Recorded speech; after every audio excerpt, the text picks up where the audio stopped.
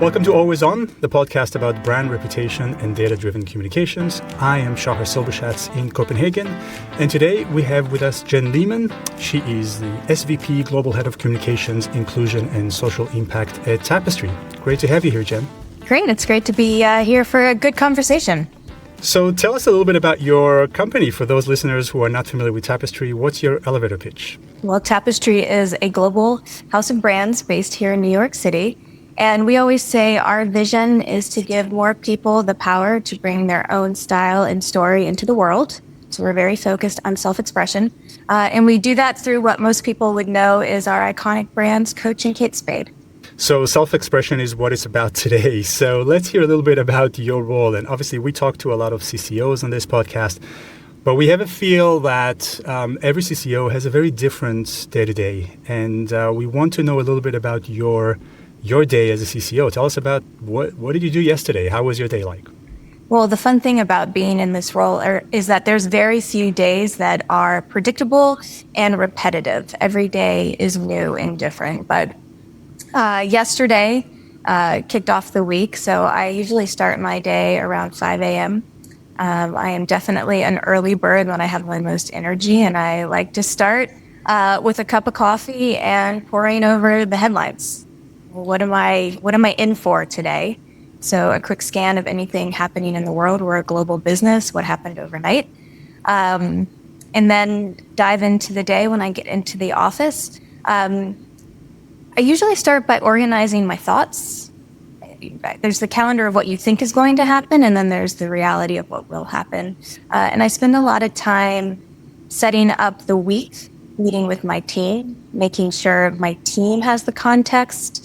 One of the great things about being in a leadership role is that you know a lot. It's so important that I make sure my team knows how any context or business decisions are changing so that they're all running in whichever direction they're running with the same information sharing. I think sometimes that's the biggest role we play, connecting dots across the organization. And then, shifting gears into meeting with key business partners, key leaders, understanding what's happening across the business. There might be an interview there. There might be a strategic planning meeting. We are business people first, so what are we doing to drive the business? And then I usually end my day with some kind of physical activity. I think in these roles, it's really important that we take care of ourselves. And I always think about being a life athlete. Am I prepared for what I have to face every day? And do I have the stamina and the energy and the passion to keep at it and making sure I eat well, sleep well, move well? Okay, that sounds like a good mix. So there's a lot of reading and getting information from different sources, but there's also listening and talking to people. And I guess it is, at the end of the day, a people kind of role, right? Being a chief comms officer. Absolutely. I would say I spend most of my time listening. I think that's always one of those weird things people don't think about communications. You have to listen more than you talk. Yeah, and that's something that we also talk about. What do you spend a lot of your time on that people from outside our profession would be surprised about? I think people from outside the profession expect us to be communicating most of the time rather than listening, right? I think they do. In fact, I think one of the common misconceptions is that we're copywriters. And that is probably the furthest from the truth. It is. Listening for understanding, listening for themes, listening and influence, listening for how you frame an idea. So I would say it's very much a listening focused role. And is there a part of the job today or things that are on your plate now that wouldn't have been there 10 years ago? I mean, obviously the field has changed a lot. What would you say is really new to this day-to-day agenda? I'm not sure there's just one. I'm going to group it in two different ways. One, I think you can't ignore AI. And AI is multifaceted because there's one, how is the company reputation being shaped by AI? And are we doing the right things to evolve our comm strategy to excel in that environment? One. And then the second is, how is AI changing the function and how we work? And, thinking about all of these crazy ideas about using agents and, will you manage digital teams? And am I making sure I'm keeping myself knowledgeable and on the cutting edge of that? And am I making sure I'm developing my team to excel in that environment? I think this is one of those times where technology is going to change a lot. You have to know how to use the technology. You got to play with it and make time for that. That's definitely new. And I would say the second thing that's new in my role is this idea of sort of the CCO plus, comms taking on more and more business objectives than just pure communications. So I do lead our inclusion team, our social impact team, and employee listening. And so having a larger remit. None of those things would have been on my list of to-dos 10 years ago, but putting those things together gives us incredible power. One, I love having employee listening and being able to ask questions that allow me to measure the things that we need to, how that plays out in the way we show up in the world as a responsible company and how we create our culture where everyone feels welcome. It's great. These are two topics I really want to delve into in a bit more detail. First of all, AI, of course, we cannot have a conversation today without talking about AI. So let's just get it out of the way. Okay, deal. So let's talk about your perspective on AI. I mean, how do you see, because you mentioned a little bit, but I want to hear more from you on how you see AI changing, not just your role, but generally our function, the communication function. I think it's hard to imagine what parts it won't change. So if you start there, the more communications changes, the more I think there are certain fundamentals that don't. Can you listen? Can you think strategically? Can you connect with people? What's your curiosity? I think those capabilities are more important than ever. AI to me is a tool. It's a tool at our disposal that you can use in a lot of different ways. So strategic planning. It used to take us days and weeks to do some strategic planning. You can use AI as a thought partner, not to do the thinking for you, but to fast track, pulling a lot of data together and pulling the themes out, I'm going to say with a smart prompt and a click of a button and an ongoing dialogue. So I think it has made me sharper. It is helping with capacity, because one of the challenges in this role is it's never over. You could work around the clock and probably never feel like you've gotten it all done. And I think it really does become an extension of your team and what you can get done. I think there's also a lot of important, but maybe not the best use of time work. And if we can automate that through AI and get to a smarter place faster, I think that's amazing and would love to see that. And then this idea of how AI is going to change the way consumers engage with brands is completely wild. How reputations are built. What we're seeing in some of our data is earned media and owned media being more important than ever. So the fundamentals of communications are back in the forefront. I think people doubted some of that for a while. Who needs it? And AI is sharpening that authority with one of those credible sources. Yeah, and that's a bit counterintuitive. Actually, it brought back the old-fashioned earned media side to the picture. But we recently did a study about AI and what people worry about when it comes to AI. And we found that of course, there's a primary concern around your job being at risk. That's obvious. There's also a concern by a lot of people, more than we expected, about skills erosion. People are worried about losing their ability to either to think or to do something that they used to do and don't have to do anymore. For example, copywriting. There's a lot of other skills that people are worried about. From your perspective, then, what is the role of communications when it comes to rolling out AI in a company? I mean, considering all the fears that people have, considering all the obstacles, what's the role of comms? How do you ensure that it lands in the right way internally? Well, here at Tapestry, comms is very much at the center of how we're rolling it out for a couple of different angles. One is, what is our narrative on AI?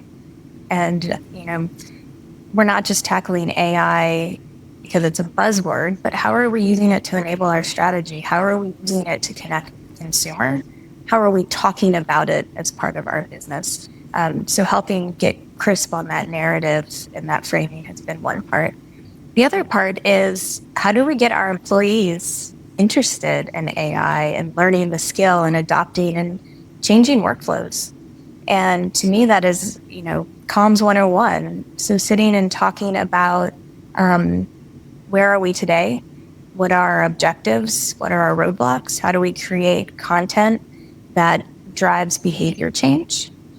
And, one of the funniest things for me was we did our most recent corporate employee listening survey.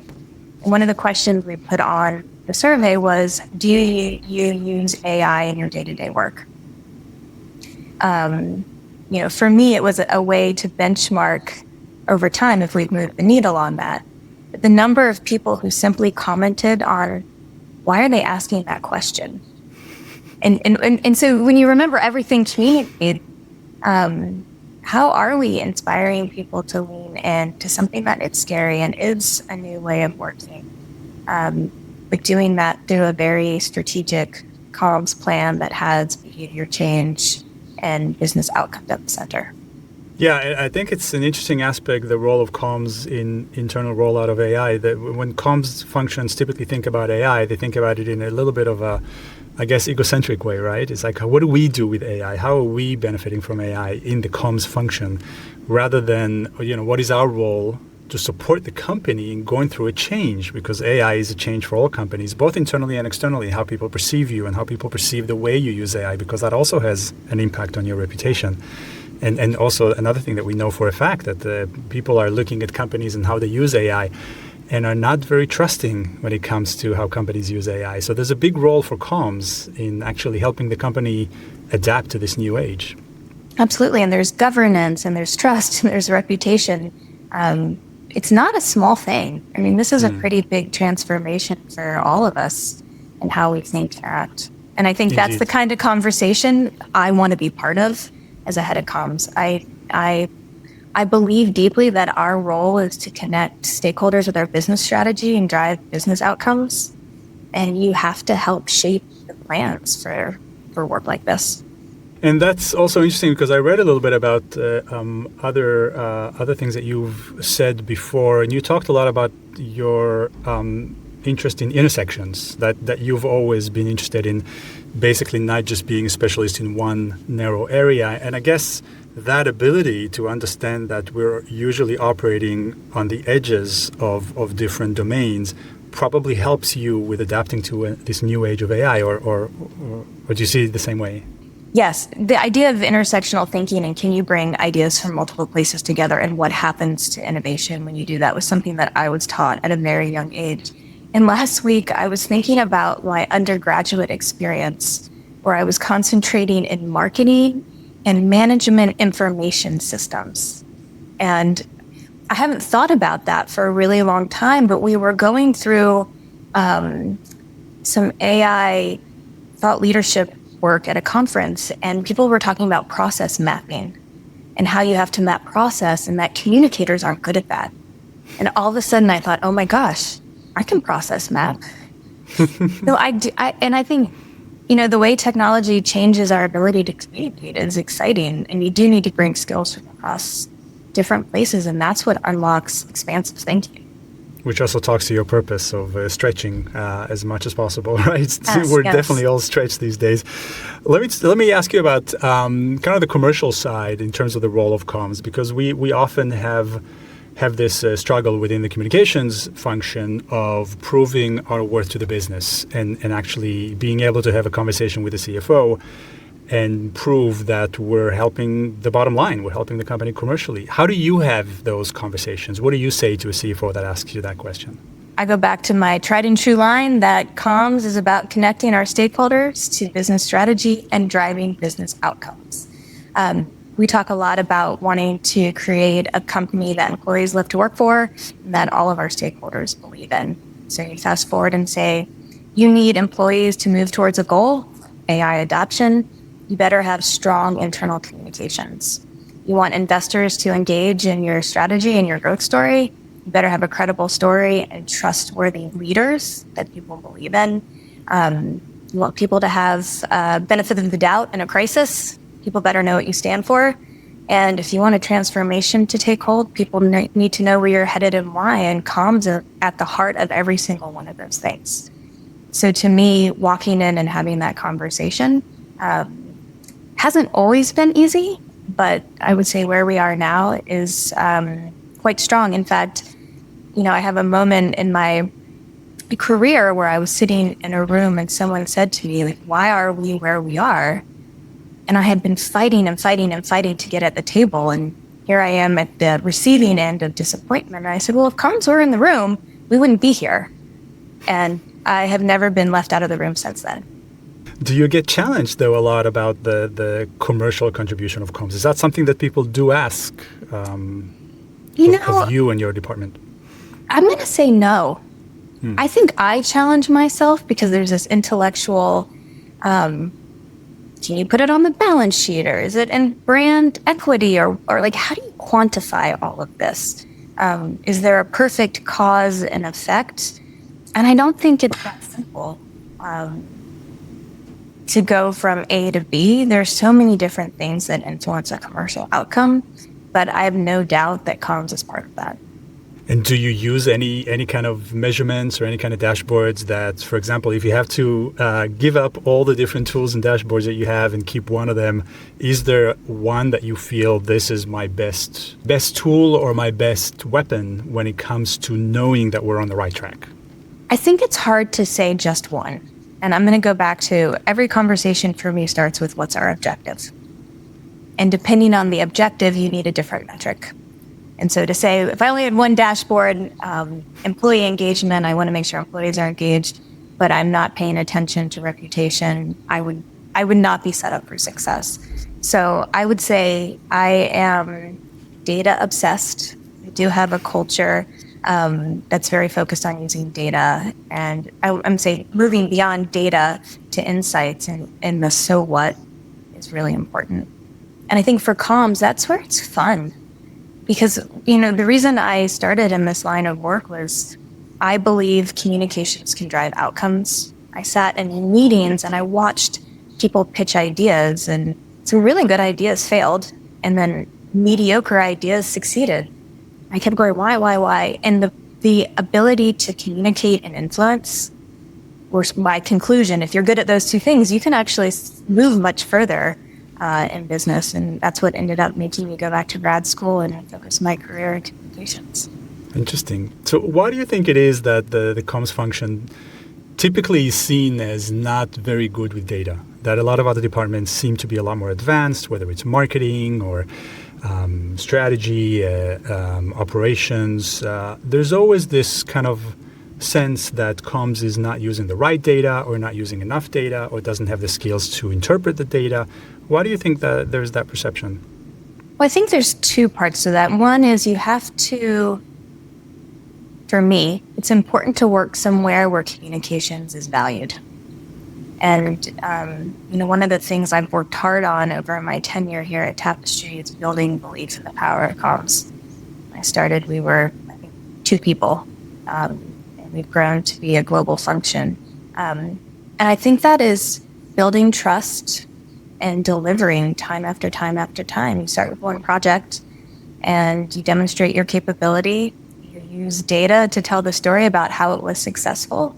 And the next time you get better and better. And I think it's important for communicators, to the question about having multiple disciplines, to be good at business.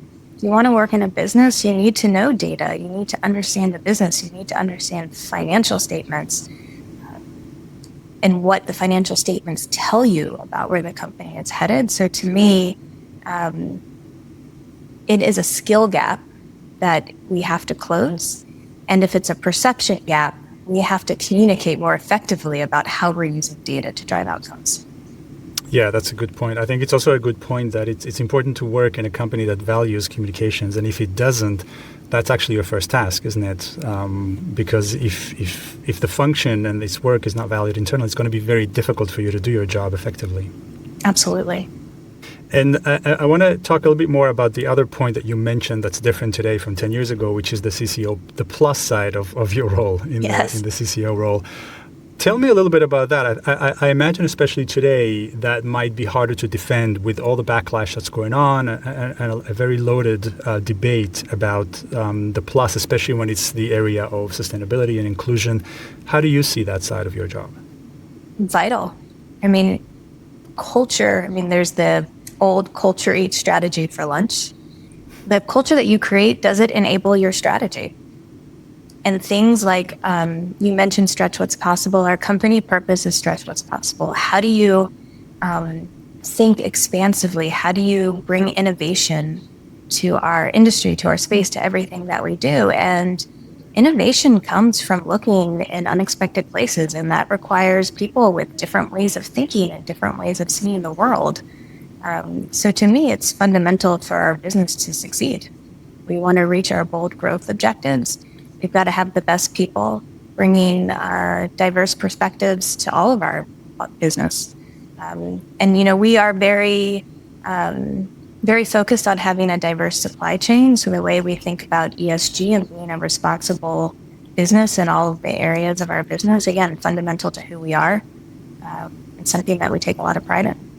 I want to talk a little bit about the trade-offs of our profession. Let's call it that way, because there's quite often this is quite a unique. I think the CCO role is quite unique, both because you combine gut feelings with data, and you have to deal with soft data and hard data. There's a lot of balancing that needs to be done, and I wonder if you could give me some examples of situations where you, for example, had to make a decision between what the data showed you and what your gut feeling was, and how you handle that. It's important to look at data. But I was working on a project, and the data kept saying, go right, go right, go right. And everyone said, go right. And in the back of my mind, I kept saying, gosh, I think we need to go left. And everyone said, no, don't waste time and energy going left. You don't need to worry about that. And like any great communicator, I said, you know what? I'm going to make sure I'm prepared to go left or right. Because what we know is it's good to have scenarios, and it's good to be ready for anything. And it turned out we needed to go the opposite direction, and my gut was right. And so having prepared for that moment was one of those things where you're like, great, I've got it. We're going to pivot. We'll be ready in 10 minutes, a little finessing, but we were ready. And I think it's really easy. If your gut tells you something different, be ready for it. Would you say that in our profession, gut tends to trump data and facts, or would you say that it's just the ability to balance the two and be prepared? I think it's the balancing the two. Data can tell you any story you want. That's sometimes the hard thing about data. Exactly. Find data to argue any point. So part of experience, part of being curious about the world, I think part of living in this era is that the unexpected happens all the time. And so you do build a little bit of a gut feeling that says, you know what, I just want to be ready for this just in case. That makes sense. Another trade-off, or maybe just a tough decision, is handling CEOs, because quite often it's not an easy job. And part of your job, of course, is to be an advisor to the CEO and guide them in what they can say or should do. Are there any situations, or were there any situations recently or in your previous job where you actually had to advise a CEO not to do something that they wanted to do, or not to say something they wanted to say? I would say it's increasingly rare for me to tell a leader no. And I think the nuance there is when you are at the table shaping the direction and you're in the room asking the questions, there's fewer and fewer places where you need to say no. I love when people say, we need comms in the room, or what does comms think about this before we land a decision? And I think that's been a really rewarding part of this role. Well, how about the opposite then, when you had to convince the CEO to get involved in something and voice an opinion about something? Has that happened? Many times, but I think there's a really interesting thing that's happened for me in my career, which is very early on, I felt like I had to have all the answers. I had to be the person who was right. And what I have learned many years later is I have to have the right questions. And the art, I think the art of this role isn't pounding your fists on the table saying we must or we must not. It's being able to come in and say, great, we can make this decision. It might result in A, B, or C. Can you live with A, B, or C? Cool. We'll be ready for that. If you can't live with A, B, or C, let's step back and say, what do we need to do differently for a different outcome? That's interesting. It also goes back a bit to the point in the beginning about the importance of listening rather than communicating. So asking the right questions makes your job easier because then you can at least prepare for the different scenarios and at least make people aware of the potential consequences. Yeah, absolutely. And I think really good questions, like being a good question asker, is one of those skills that I think is vital to succeed in comms. Yeah, I couldn't agree more. So here's another trade-off. We in communications always advocate for transparency, but in some cases, transparency can actually be harmful for the business. How do you balance those two? Or do you have another good example of cases where you had to balance the two? I'm going to say it's a false choice. I think transparency protects a company. Now, I want to be careful to say transparency is not every detail. So there's an importance in owning your story and not letting other people own it for you. And I think if you're not authentic, you run the risk of 2, 3, 4 steps later going, wait, hold on, how did I get here? Now I've completely deviated from where I started and what I wanted to achieve. And I think one of my roles is to be the person in the room who says, is our say and our do gap as small as possible? Are we doing what we say and saying what we do? And if those things are going in opposite directions, we have a problem. And so, to me, you have to respect the boundaries of what, you need to disclose from financial expectations. I mean, there are rules to this, but I have very rarely found a moment where transparency wasn't a better answer.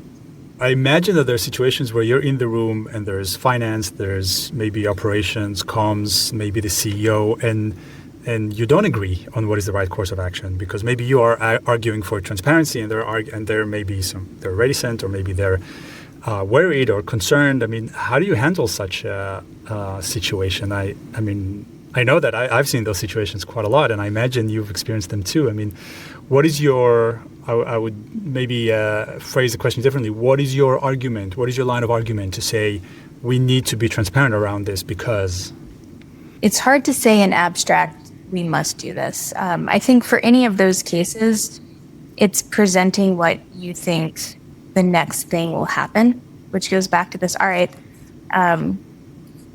we're going to go path A, and that's the decision. Again, business is a team sport, and I think there's so many of these moments where we're all like, oh, I have to be right, and then you get so emotional about it, and it's really not emotional. And the faster you learn that, the more composure, the more fun you have in jobs like this. If the company decides we're going A, I think it's important, and I have a responsibility to say, here's what I see. If we're going to do that, then we need to have what our next step is. And again, part of this role is seeing 2, 3, 4 steps ahead and not being unprepared for that.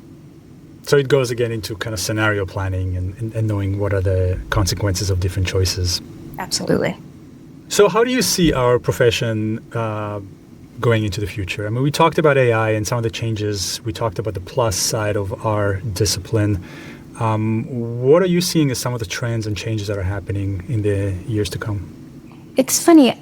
I would say probably in the past couple of years, I mean, we're living in a very interesting moment. And if I think about what we've lived through in the past 5 or 6 years in a communications function, it's quite remarkable. But I think what I'm also noticing is that the basics are more important than ever. Like good, clear, compelling communications, no jargon, don't overcomplicate it.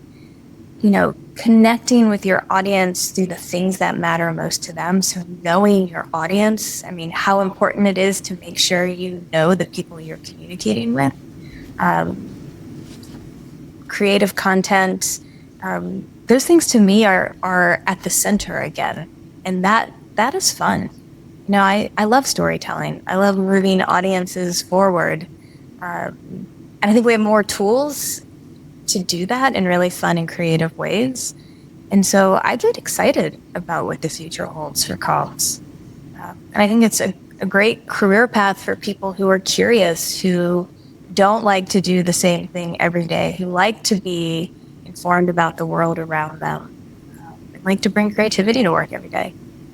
Yeah, it's still about telling good stories. It's still about telling good stories. Do you think there are any parts of our jobs or your job that just wouldn't exist in a few years from now? I think if you think about comms from a very traditional sense, I think we go back to those very basic things, and those will continue to be important. The what and the how, or how might keep evolving. But I have a hard time thinking about any one thing going away. I was thinking, would employee listening go away? We can use biometrics to tell if you're happy or sad today. And then I go, yeah, but I actually want to ask, do you understand our strategy? And I can't read that on a biometric, so I still want to ask. Maybe I'll use different technology, but I still want to have the insight. So I think we're just going to get better and better at the things that define the function, smarter.